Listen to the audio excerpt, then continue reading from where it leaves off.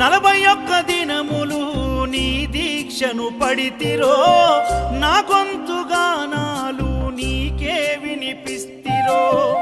అన్ని వదిలి నేను నీ పూజను చేస్తిరో, నన్ను నేను మరచి నీ సేవలో ఉంటిరో.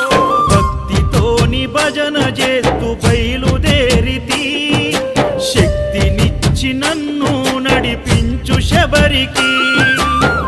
నేను అలసిపోతిని నిన్ను చూడలేనని, నీ భక్తుడైనా నే బాటసారిని.